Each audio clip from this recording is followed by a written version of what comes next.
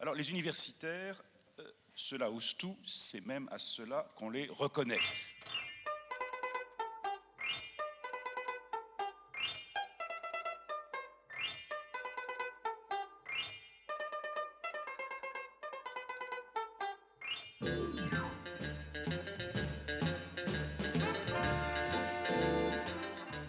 En fait, pour moi, des répliques cultes, comme celle des Tontons Flingueurs, ce sont non pas comme des répliques de théâtre, des mots bien trouvés, mais ce sont aussi des mises en œuvre sonores par la voix des acteurs.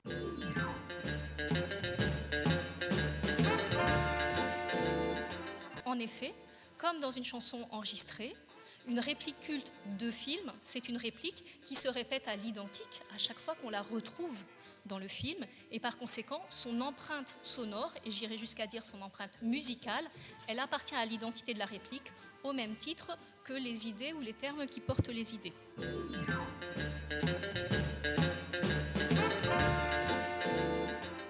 Sans doute n'y a-t-il pas de paradoxe à voir traiter l'épisode du passage traumatique de la guerre à la paix sur un mode humoristique. Dans son essai intitulé « Le mot d'esprit dans ses rapports avec l'inconscient », publié en 1905, Freud analyse l'humour comme, je cite, « une réaction de défense qui déplace un affect vers un autre chez celui qui le produit et chez celui qui le perçoit. Il va du déplaisir au plaisir grâce à la décharge. » Fin de citation. C'est cette décharge qu'autorise la truculence des dialogues d'un Audiard particulièrement marqué par les clivages de la guerre.